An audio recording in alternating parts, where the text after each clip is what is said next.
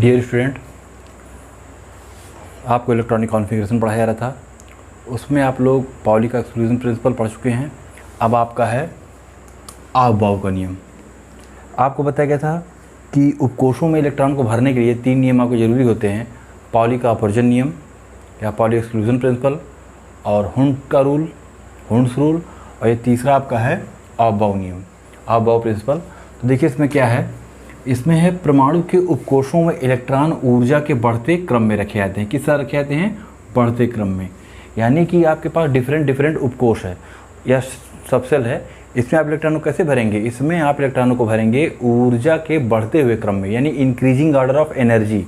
ठीक, तो देखिए इनकी इंक्रीजिंग ऑर्डर ऑफ एनर्जी कैसे होती है? 1s 2s 2p 1s 2s 1s, यहाँ पे आपका 2s रहेगा, 1s 2s 2p 3s 3p 4s 3d 4p 5s 4d 5p so on, ऐसे करके पूरा है। ठीक, तो ये जो हैं ये सारे क्या हैं? ये सारे आपके सबसेल्स हैं। ठीक है, 1s 2s 2p ये सब सारे आपके उपकोष हैं और इसमें इलेक्ट्रॉन को इसी क्रम में भरा जाएगा। ठीक है, तो इसको आप लोग याद कर लीजिए। दूसरा देखिए, दूसरा नियम है n+l नियम। n+l नियम क्या है? कोई नया इलेक्ट्रॉन उस उपकोष या सबसेल में पहले भरता है जिसके लिए n+l का मान क्या होता है? कम होता है। ठीक है, यानी कि इलेक्ट्रॉन पहले उसमें जाएगा जिसके लिए n+l की वैल्यू कम होगी। देखिए, अब यदि दो ऐसे उपकोष जिनके लिए m+n का मान, m+n नहीं, ये रहेगा आपका n+l। ठीक है, n+l का मान क्या हो जाए? बराबर हो जाए। यानी दो ऐसे सबसेल जिनके लिए n+l की वैल्यू क्या हो जाए? बराबर हो जाए, तो इलेक्ट्रॉन पहले उसमें प्रवेश करेगा जिसके लिए n की वैल्यू क्या होगी? कम होगी। ठीक, ये देखिए n का मान क्या होगा? न्यूनतम होगा, इलेक्ट्रॉन पहले उसमें प्रवेश करेगा या इंटर करेगा। तो देखिए जैसे आपके सामने 4s है और 3d है, इन दोनों में से इलेक्ट्रॉन पहले किस में जाएगा? ठीक, तो इनमें से इलेक्ट्रॉन उसमें पहले जाएगा जिसके लिए n+l की वैल्यू क्या होगी? कम होगी, न्यूनतम होगी। तो अब आप देखिए इसके लिए n की वैल्यू कितनी होगी? 4s में आगे जो लिखा होता है ये क्या होता है? n, यानी कि मुख्य क्वांटम संख्या होती है जो कि हमें कोष के बारे में बताती है। और जो ये बाद में लेटर लिखा होता है ये क्या होती है? ये हमको द्विगंशी क्वांटम संख्या यानी कि एजीमुथल क्वांटम नंबर बताती है, यानी l बताती है। तो इसके लिए n की वैल्यू कितनी हो गई? 4, और l की वैल्यू कितनी हो गई? 0। क्यों 0 हो गई? आपको बताया गया था SPDF 0 1 2 3। तो अगर S आ रहा है तो L का मान कितना होगा? 0 होगा। ये देखिए, तो आपको कितना वैल्यू आ गई? 4 + 0 4 आ गई। 3D के लिए निकाला जाए कैसे निकलेगा? 3D के लिए n की वैल्यू कितनी हो गई? 3, और d के लिए क्या होगा? देखिए S P D और F, L की वैल्यू कैसे होती है? 0 1 2 और 3। तो अब ये क्या है? D का मतलब क्या हो गया? 2। L की वैल्यू कितनी आ गई? 2 आ गई। तो अब n+l निकालोगे कितनी हो जाएगी? 3 + 2 यानी कितनी आ गई? 5। तो n+l की वैल्यू इसकी कम है, तो इसलिए पहले इलेक्ट्रॉन किस में जाएगा? 4s में जाएगा। देखिए 1s 2s 2p 3s 3p 4s, तो इलेक्ट्रॉन पहले किस में जा रहा है? इसमें जा रहा है ना। ध्यान दीजिए, हमेशा इलेक्ट्रॉन पहले 4s में एंटर भी करता है और जब निकलना होता है तो पहले 4s से ही निकलता है। इसको ध्यान में रखिएगा हमेशा कि इलेक्ट्रॉन पहले 4s में प्रवेश करेगा और जब निकलना होगा तो पहले 4s से ही निकलेगा। अब देखिए दूसरी चीज़, अर्धपूर्ण और पूर्ण भर, इसको पहले बता चुके हैं। यानी हाफ फील्ड और फुल फील्ड सबसेल क्या होते हैं? अधिक अस्थायी होते हैं। यानी अगर कोई ऐसी कंडीशन बन जा रही है जिसमें हाफ फील्ड या फुल फील्ड यानी अर्धपूरित या पूर्ण पूरित आ जा रहे हैं उपकोष, तो क्या होंगे? अधिक अस्थायी होंगे। ठीक, क्यों? कारण क्या है? कारण क्या है? इलेक्ट्रॉनों का सममित वितरण यानी सिमेट्रिकल डिस्ट्रीब्यूशन होता है। ठीक है, यानी कि आपके सामने अगर दो ऐसे हो, ये देखिए, ये एक आपका ये है, ठीक, एक तो ये डिस्ट्रीब्यूशन हो गया, और अगर ये डिस्ट्रीब्यूशन हो जाए इस तरीके से, 1 2 इलेक्ट्रॉन को ऐसे भर दिया जाए। ठीक है, तो अब इधर देखिए, अब इसमें से कौन सही होगा? इलेक्ट्रॉन के भरने का तरीका ये सही होगा। क्यों? क्योंकि इसमें 1 2 3 इस तरीके सब में पहले एक इलेक्ट्रॉन भरे जाते हैं। हुंड का रूल है, तो सब में पहले एक इलेक्ट्रॉन भरे जाते हैं। जब सब में एक इलेक्ट्रॉन भरे जाते हैं तब उनका क्या होता है? तब उनका युग्मन यानी कि पेयरिंग होनी शुरू होती है ना। तो ये तो हुंड का रूल हो गया, हुंड के रूल से भी ये सही है। दूसरा, अगर इनको सबको हाफ फील्ड भरा जाएगा तो इनकी क्या होगी? सममित वितरण होगी। सममित का मतलब सिमेट्रिकल डिस्ट्रीब्यूशन होगा।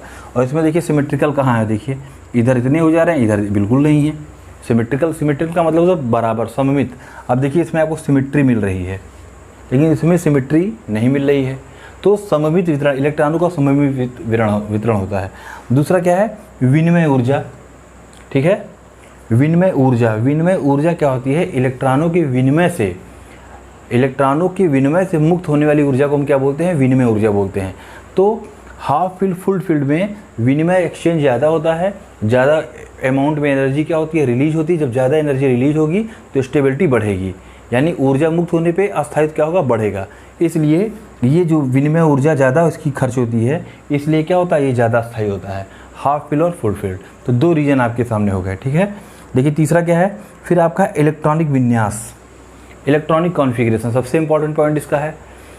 बहुत पूछा था इलेक्ट्रॉनिक विन्यास या इलेक्ट्रॉनिक कॉन्फ़िगरेशन, तो पहले इसको समझना है। जैसे आपके सामने लिखा है 2s2, ये पहला आपका कैपिटल लेटर रहेगा, ये कैपिटल में रहेगा, ये कैपिटल और ये वाला स्मॉल, तो 2s2। अब ये जो पहली संख्या जो लिखी हुई है, ये क्या बताती है, ये हमें बताती है प्रिंसिपल क्वांटम नंबर, यानी मुख्य कोशों की संख्या बताती है। ठीक है, ये देखिए प्रिंसिपल क्वांटम नंबर यानी कि मुख्य क्वांटम संख्या हमको बताती है कोश की संख्या। तो इसके लिए n बराबर 2 है, यानी कोश कितने हैं, 2 हैं। ठीक है, फिर ये दूसरा जो लेटर ये लिखा होता है, ये में क्या होता है, ये उपकोश का प्रतीक है, यानी सबसेल का प्रतीक है। ठीक है, अब सिंबल ऑफ सबसेल, तो ये क्या है, स्मॉल s के लिए l की वैल्यू कितनी आती है, 0 आती है, जानते ही आप लोग। और ये क्या बता रहा है, ये 2 बता रहा है कि s उपकोश में 2 इलेक्ट्रॉन है, उपकोश में उपस्थित इलेक्ट्रॉनों की संख्या। इसी तरीके से ये भी आपका है 2p3। 2p3 का मतलब इसके लिए n की वैल्यू कितनी हो गई, 2 हो गई, यानी दूसरे शेल की बात कर रहा है, दूसरे कोश की बात कर रहा है। और p का मतलब हो गया कि l की वैल्यू 1 आ गई। ठीक है, यानी कि दूसरे कोश के p उपकोश की बात कर रहा है। दूसरे कोश के p उपकोश में कितने इलेक्ट्रॉन है, 3 इलेक्ट्रॉन। तो p उपकोश में कितने ऑर्बिटल होते हैं, कक्षक 3 होते हैं, 1 2 3। अब 3 इलेक्ट्रॉन तुमको दिखाना है, कैसे दिखाओगे, हून का रूल कहता है सबसे पहले सब में 1 इलेक्ट्रॉन दिखाते हैं, 1 2 और 3, ये हो गया, इस तरह भरा जाएगा। अभी देखिए 3d5 आपके सामने है। 3d5 का मतलब ये क्या है, मुख्य क्वांटम संख्या n बराबर कितनी है, 3 है। d की वैल्यू कितनी आएगी, d है, तो d के लिए l की वैल्यू कितनी आती है, 2 आती है। अभी देखिए आपको यहाँ बताया भी गया है, l 0 1 2 3, 0 के लिए s, 1 के लिए p, 2 के लिए d और 3 के लिए f। तो अगर 2 आ रही है l की वैल्यू, तो इसका मतलब d होगा। ठीक, तो d के लिए क्या है, l बराबर 2 हो गया। अब देखिए, अब d का मतलब ये हो गया, तीसरे कोश के d उपकोश में 5 इलेक्ट्रॉन है। तो d उपकोश आपको पढ़ाया गया है, d उपकोश में 5 ऑर्बिटल होते हैं, 5 कक्षक। ठीक है, 5 इलेक्ट्रॉन आपको दिखाना है, 1 2 3, ठीक है, 4 और 5 बताया गया है। हुंड रूल यहाँ पे लगा के देख लीजिए। सभी पहले इलेक्ट्रॉन को क्या किया जाता है, समान स्पिन में भरा जाता है। जब सब में एक एक स्पिन हो जाते हैं, एक एक स्पिन के समान चक्रण के, तब इनका पेयरिंग यानी युग्मन होना शुरू होता है। तो अब देखिए सब में 5 इलेक्ट्रॉन एक एक करके सब में भर गए, सबकी स्पिन क्या है, सेम स्पिन है। अब इधर देखिए, ये क्वेश्चन 28 निकल, यानी कि निकल जिसका एटॉमिक नंबर कितना है, 28 है, में डी उपकोश में उपस्थित छठे इलेक्ट्रॉन के लिए चारों क्वांटम नंबर आपको बताना है। ठीक है, तो सबसे पहले हम क्या करेंगे, इलेक्ट्रॉनिक कॉन्फ़िगरेशन लिखेंगे। इसको आपको याद करना पड़ेगा, 1s 2s 2p 3s 3p 4s। देखिए 1s 2s 2p 3s 3p 4s 3d। ठीक है, तो अब तुम्हें 28 इलेक्ट्रॉन भरना है। कैसे भरोगे, पहले कोश में यानी 1s में कितना होगा, 2। आप जानते हैं s उपकोश में यानी s सबसेल में, ये देखिए s सबसेल ऐसे दिखाया जाता है। s सबसेल में कितने इलेक्ट्रॉन हो सकते हैं, 2, इससे ज़्यादा नहीं, क्योंकि एक ऑर्बिटल में 2 ही इलेक्ट्रॉन हो सकते हैं इस तरीके से अपोजिट स्पिन में। ठीक है, और p में कितने हो सकते हैं, p में देखिए 1 2 3 कक्षक है, एक कक्षक में 2 इलेक्ट्रॉन। ठीक है, तो 3 कक्षक है, तो इसमें मैक्सिमम कितने इलेक्ट्रॉन होंगे, 6। और d में देखिए, यानी p में मैक्सिमम कितने इलेक्ट्रॉन हो सकते हैं, 6 p में। ठीक है, और d में देखिए, d में कितने, 1 2 3 4 5 कक्षक हैं, 5 ऑर्बिटल हैं, एक ऑर्बिटल में 2 इलेक्ट्रॉन मैक्सिमम हो सकता है। तो क्योंकि यहाँ पे 5 है तो कितने हो जाएंगे, 10, इसमें 10 इलेक्ट्रॉन मैक्सिमम हो सकते हैं। अब देखिए, तो हम कैसे इसको भरेंगे, 2 2 4, फिर 2 2 4 6 4 10, 2 12 6 18, 2 20 और 8 28, इस तरीके से भरे जाएंगे। 28 इलेक्ट्रॉन का पूरा काम हो गया।